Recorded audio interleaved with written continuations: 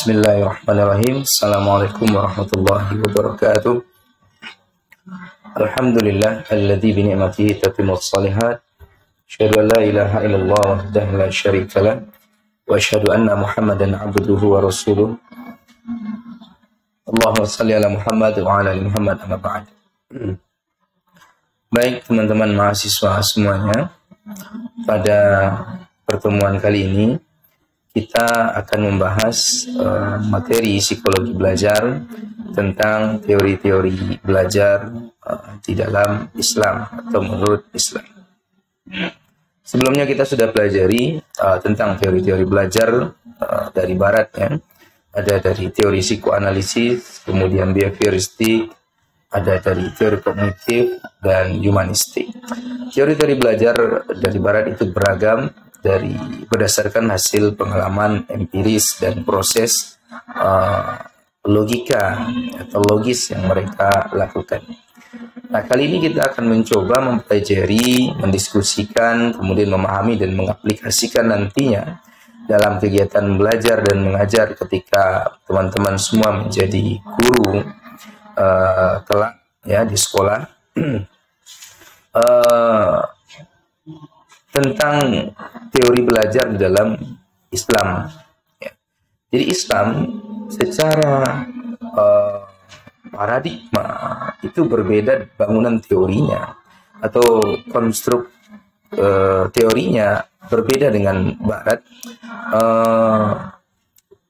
Pertama dari segi asalnya, ya, atau sumbernya. Di dalam Islam sumber teori itu dibangun berdasarkan Al-Quran dan hadis, kemudian dicari syarah dan penjelasan dalam kitab-kitab para ulama, sehingga nanti pengetahuan tentang teori belajar dalam Islam ini akan memperkaya pemahaman teman-teman tentang bagaimana semestinya mengajar dan belajar di sekolah.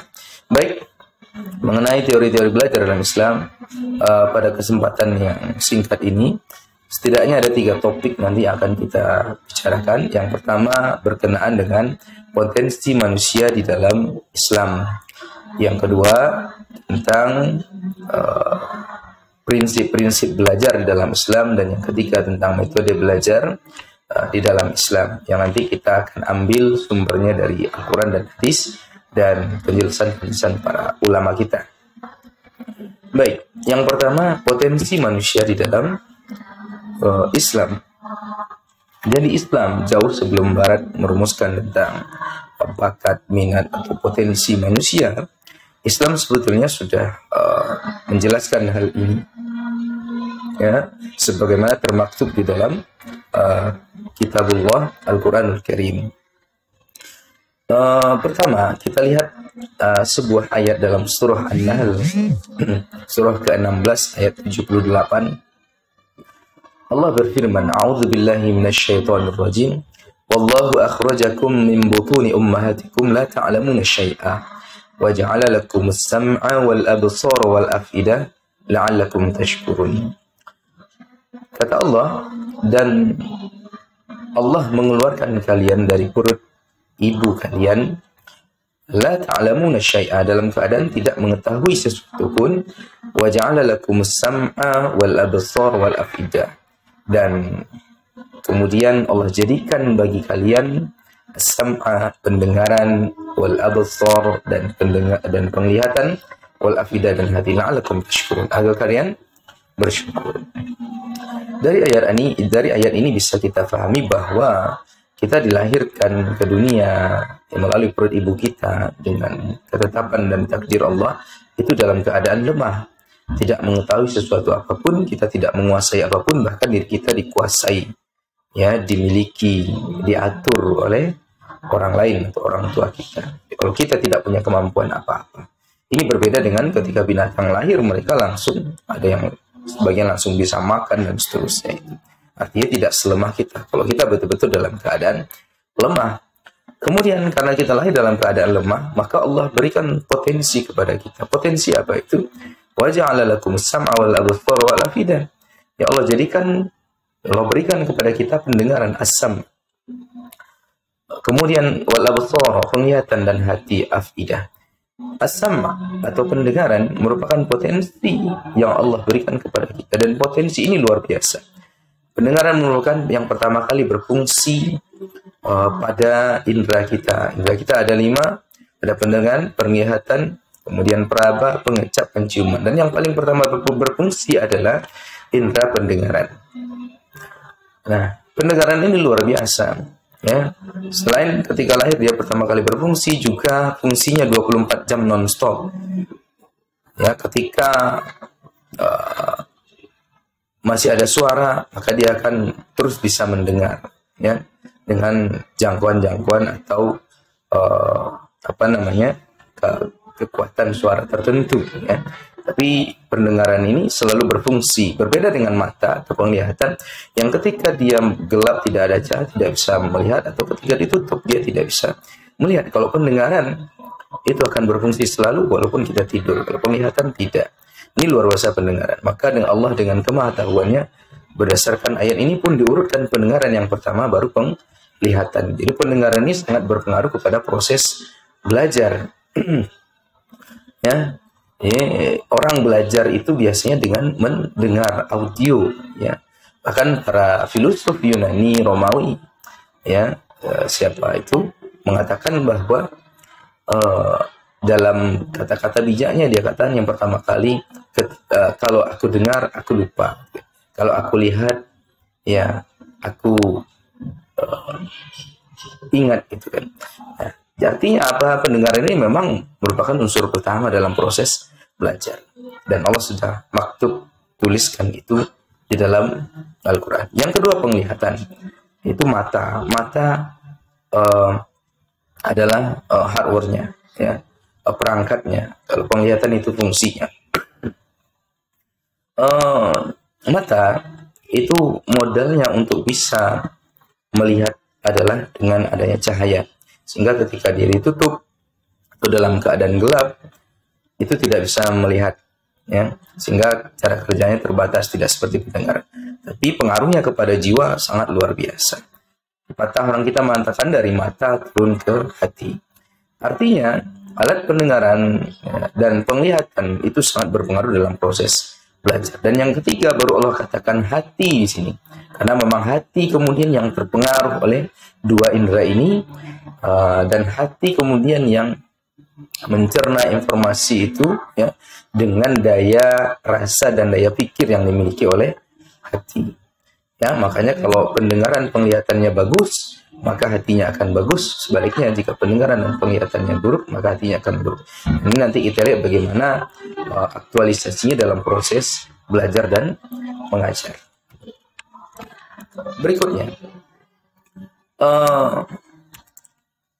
potensi-potensi manusia menurut para ahli, ya.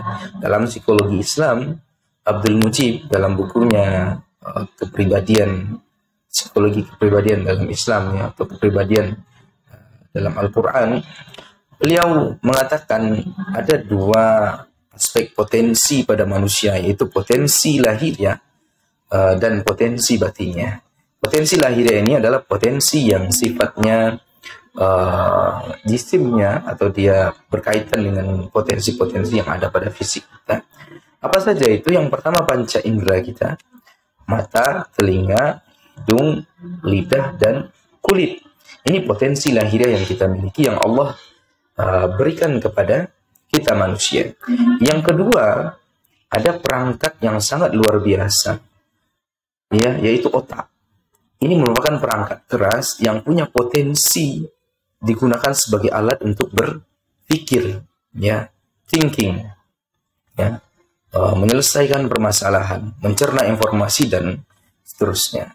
Nah, otak itu tempat nanti kita menyimpan informasi, mengolah informasi, kemudian memaknai informasi yang kita sebut dengan proses persepsi. Jadi otak itu merupakan potensi lahiriah yang Allah berikan kepada kita. Kemudian yang kedua ada potensi batiniah, ya, potensi batiniah atau potensi psikologis. Apa saja itu? Di dalam Islam, menurut para ahli psikologi Islam dan para ahli pendidikan, ada potensi-potensi psikologis atau batiniah, ya, ruhiyah, yang Allah sudah letakkan di dalam diri kita. Yang pertama nafs. Nafs itu jiwa. Jiwa ini merupakan dorongan-dorongan, ya, sehingga di dalam jiwa itu ada potensi baik dan buruk. Dalam Quran ada 3 jenis jiwa. Menurut Al-Ghazali, ya, ada 3 tingkatan jiwa manusia. Yang pertama, tingkatan yang paling rendah disebut dengan jiwa amarah, itu jiwa kebinatangan yang dorongannya itu ada dorongan-dorongan berbuat buruk, dorongan-dorongan syahwat, libido dan seterusnya. Ini sama dengan prinsipnya id dari Freud, ya. Kemudian yang kedua, tingkatan jiwa lawamah. Jiwa lawamah ini jiwa yang kadang baik, kadang buruk, ya. Ini posisinya sama dengan ego dalam struktur kepribadian Freud, ya. Jiwa lawamah ini itu dimiliki oleh kebanyakan manusia, ya, yang kadang dia baik, kemudian dia insaf bertaubat, tapi kemudian dia lupa khilaf, dia melakukan keburukan lagi. Yang ketiga, tingkatan paling tinggi adalah jiwa mutmainnah, nafsu mutmainnah. Dalam surah Al-Fajr itu jiwa yang tenang, yang cenderung kepada kebaikan-kebaikan. Nah, apa implikasinya dalam proses belajar? Bagaimana korelasinya dengan proses belajar? Dalam proses belajar itu kita harusnya membimbing murid kita supaya memiliki jiwa yang baik, ya, jiwa mutmainnah, sehingga dalam proses belajar mereka bisa memahami, mencerna informasi, mendapatkan kebaikan-kebaikan, sehingga ada keberkahan di situ. Yang kedua, potensi psikologis atau batiniah yang dimiliki manusia adalah qalbu. Qalbu ini sering kita artikan hati, tapi berbeda dengan hati dalam konteks medis atau kedokteran. Kalau hati dalam konteks medis atau kedokteran adalah liver. Ya, liver itu segumpal darah, ya. Tapi qalbu di sini adalah segumpal daging.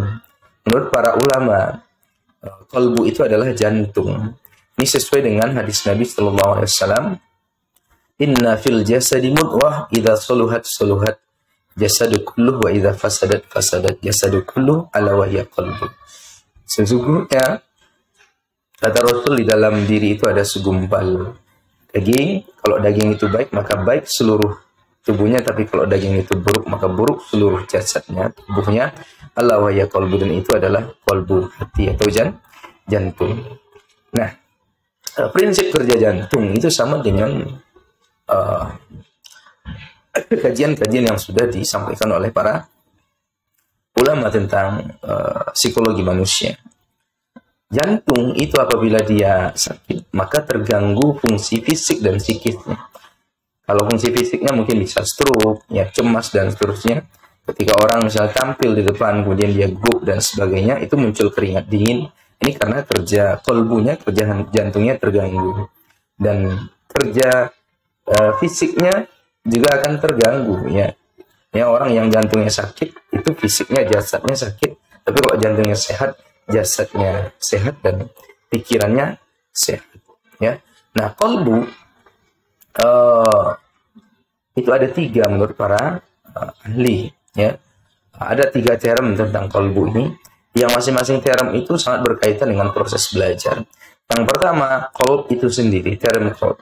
Kolb itu lebih kepada fungsi kognitif atau berpikir, sehingga kolbu, ya, itu dimaknai sesuatu yang bolak-balik, ya, kadang baik, kadang buruk, itu ya, berbolak-balik dia, ya, ada proses berpikir, ya, mencerna, bimbang dan sebagainya di situ. Nah, ini kolb, ini fungsi kognitif dari kolbu. Yang kedua, sudur, istilah sudur atau term sudur ini lebih kepada afektif, ya. Sudur dalam surah An-Nas itu dikatakan bahwa jin, setan dari bangsa jin dan manusia itu bisa membuat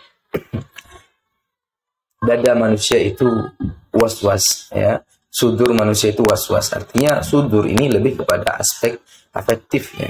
Dan yang ketiga adalah fuad. Fuad itu hati nurani, yang kemudian menurut para ulama hati nurani ini kemudian bisa memutuskan kita melakukan atau tidak melakukan sesuatu. Ketika kita cenderung kepada kebaikan, ya, maka kita akan melakukan kebaikan. Tapi ketika cenderung mengikuti syahwat, yang mengikuti akal, maka orang akan cenderung kepada perbuatan-perbuatan yang kurang baik atau tidak baik.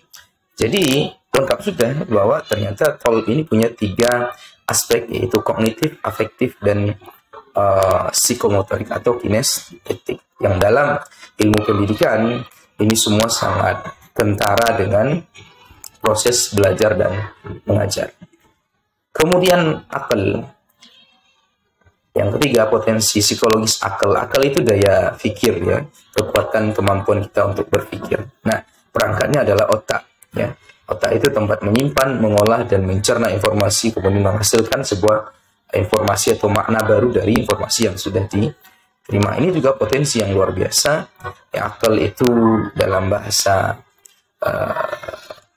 barat disebut dengan thinking ya, proses of thinking, proses berpikir ya, mengolah informasi, memproduksi dan memaknai kembali itu disebut dengan persepsi ya. Banyak di situ ada proses atribusi, kemudian persepsi, ada sensasinya, ada atensi dan sebagainya. Ini sangat erat kaitan dengan proses belajar. Bagaimana kemudian kita harus memantik akal anak didik kita supaya dia tertarik ya, atensi, dia punya perhatian terhadap informasi yang kita sampaikan, pelajaran yang kita sajikan, kemudian dia cerna, dia coding, kemudian di recall, ya, dikembalikan, kemudian di apa lagi ya, didiskusikan lagi sehingga menghasilkan informasi-informasi yang baru ya. Nah, ini yang kemudian kita sebut dengan berpikir kritis ya. Kemudian basyirah atau mata hati atau hati nurani ya, ini juga merupakan potensi. Kemudian ada fitrah. Fitrah ini menurut para ulama, kalau saya menyimpulkan itu lebih kepada potensi bertauhid ya. Artinya dalam proses belajar mengajar kita penting meletakkan core dalam pendidikan, dalam mengajar itu adalah core tauhid. Qu anfusakum wa ahlikum nara. Jaga diri kalian, keluarga kalian dari api neraka. Jadi core tauhid ini penting, menjaga fitrah itu penting ya, karena fitrah itu bisa berubah. Menurut Abdul Mujib ya, di dalam bukunya psikologi kepribadian dalam Al-Quran itu, fitrah itu menghasilkan citra. Citra itu ada 2. Citra itu adalah aktualisasi dari fitrah. Yang pertama citra asli. Citra asli itu berarti fitrah yang masih tetap di atas kodratnya, di atas koridornya, belum berubah. Yang kedua, citra yang palsu. Ini citra yang kemudian ternodai, kemudian ada orang yang murtad dan sebagainya itu, dan ada yang citra tadi yang palsu tapi tidak sampai murtad, seperti orang yang suka berbuat buruk padahal dia masih muslim ya. Nah, ini citra. Kemudian ada potensi syahwat. Syahwat itu keinginan untuk melakukan sesuatu. Ini juga penting kita lihat potensi ini pada anak-anak kita ya. Syahwat ini pada dasarnya netral ya, cuman aktualisasinya bisa positif dan negatif. Syahwat nanti yang akan mendorong, memotivasi anak-anak didik melakukan sesuatu ya.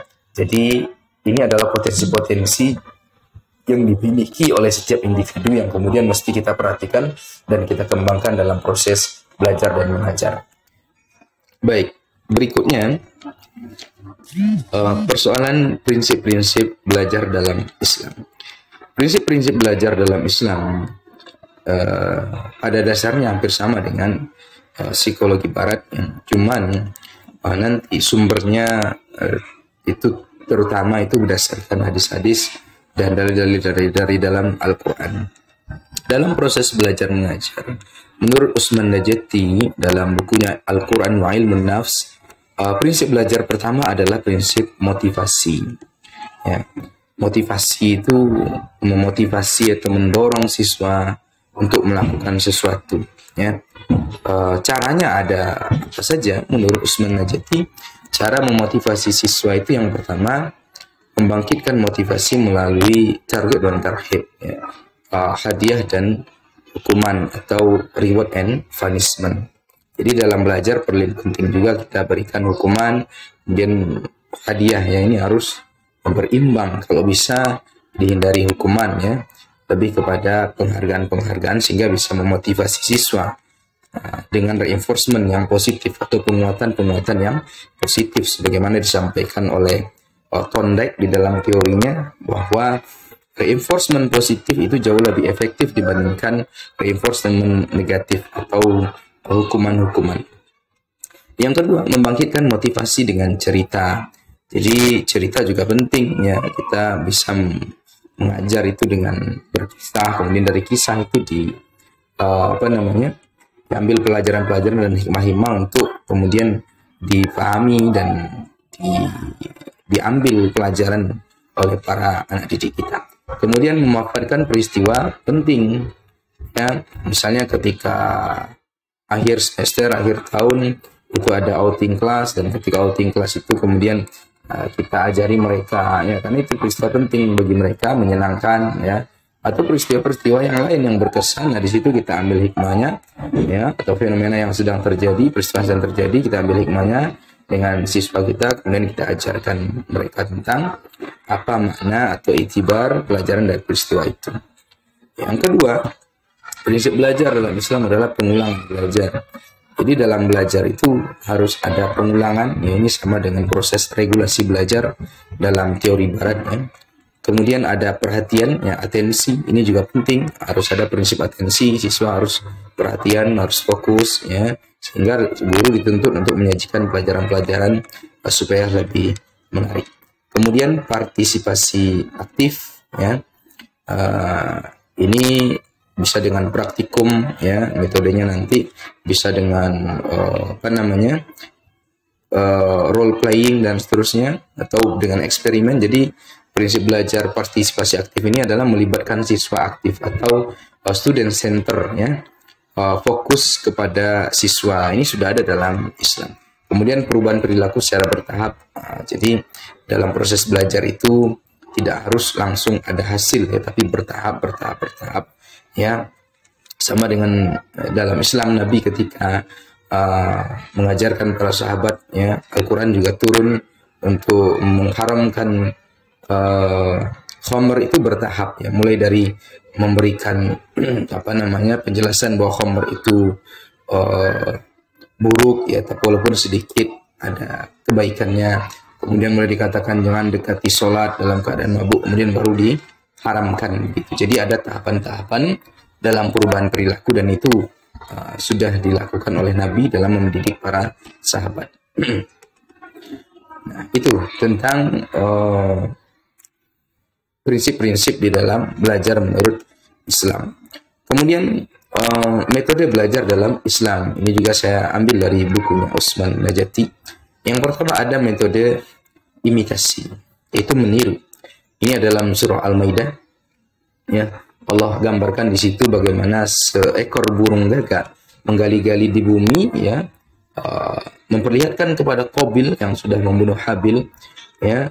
Di burung gagak itu menggali-gali untuk menguburkan temannya yang mati ya. Kemudian Qabil yang tadi kebingungan bagaimana mengurus saudaranya, akhirnya dia belajar dari situ sehingga bisa dia terinspirasi dari perilaku burung gagak itu. Nah, akhirnya menguburkan si Habil yang dia bunuh karena kecemburuannya. Nah, ini imitasi. Jadi dalam Islam ada proses belajar seperti itu. Imitasi ini sangat penting dalam nanti metode teladannya, uswatun hasanah.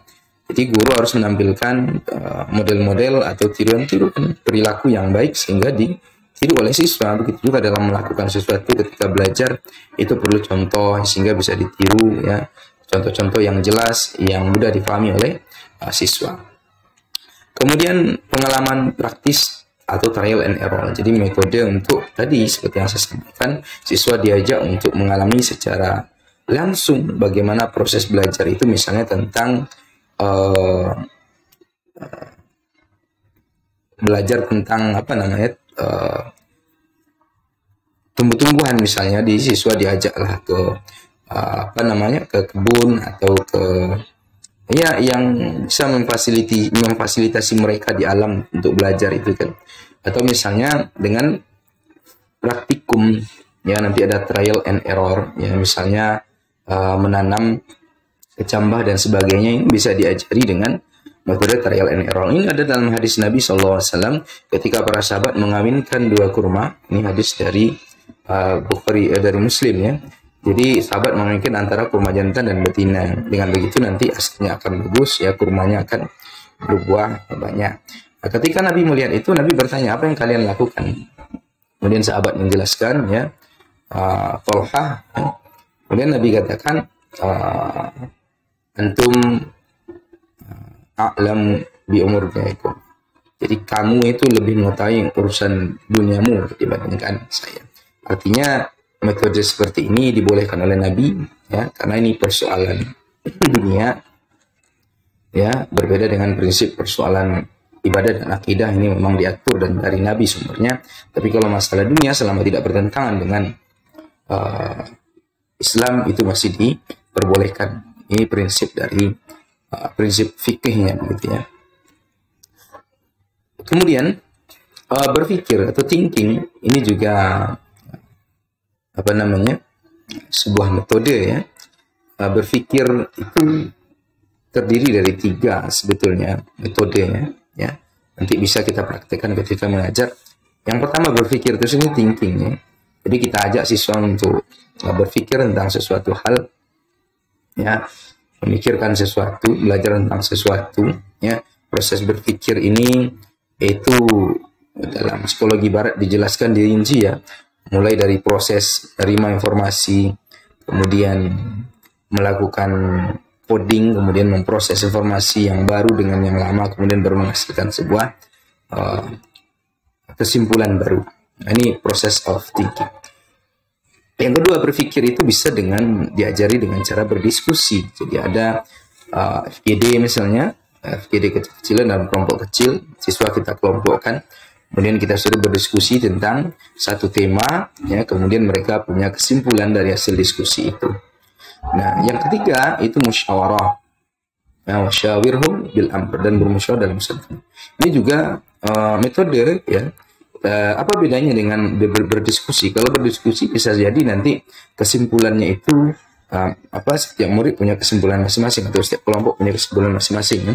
Tapi kalau musyawarah itu problem solving untuk menemukan satu solusi atau satu kesepakatan untuk semua yang terlibat di situ, ya.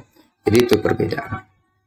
Ini juga merupakan proses atau sebuah metode dalam kegiatan belajar dalam Islam.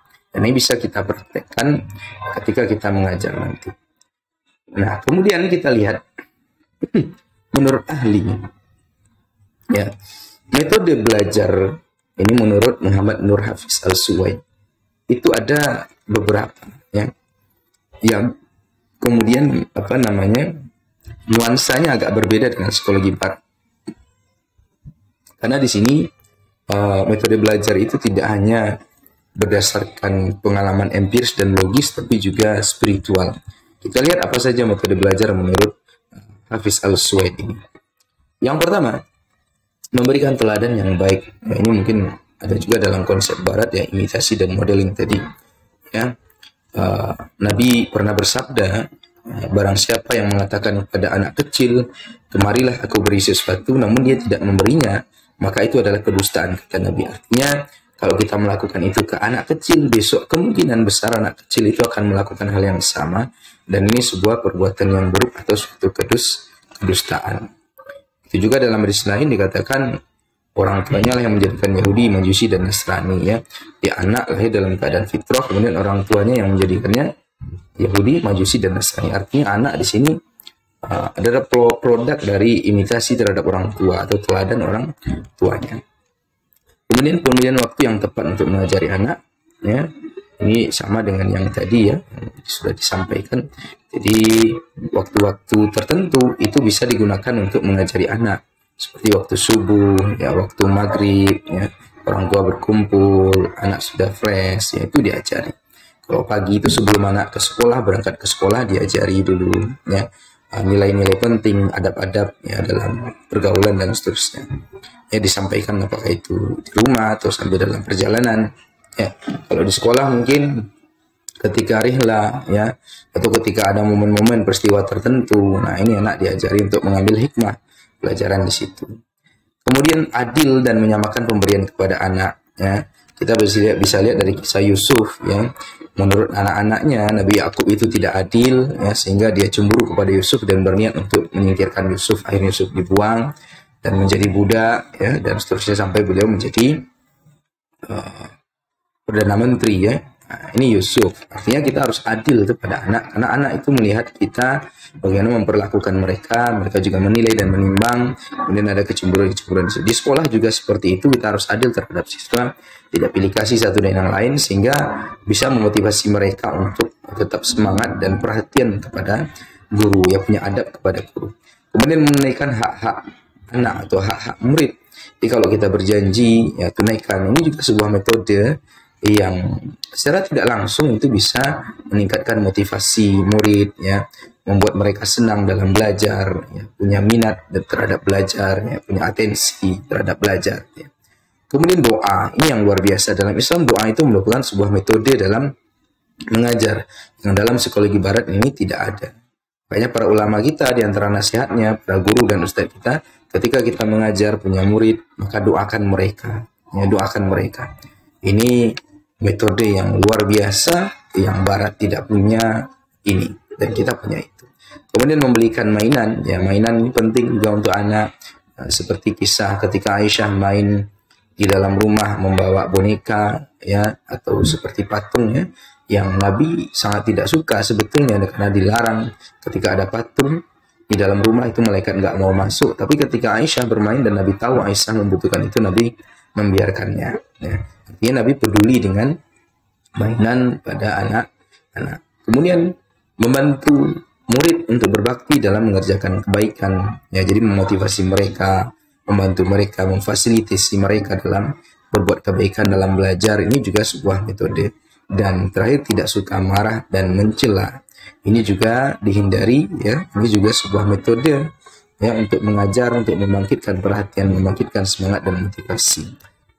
Baik teman-teman, saya kira itu materi kita pada pertemuan ini, dan nanti akan kita diskusikan lebih lanjut dan kita lihat bagaimana implementasinya di sekolah ya. Kemudian di akhir nanti kita akan melakukan survei untuk melihat bagaimana implementasi psikologi belajar dalam pendidikan ya, terutama pendidikan Islam, sehingga bisa kita pahami dan kita ambil pelajaran-pelajaran di situ untuk kita praktikkan nanti ketika kita mengajar.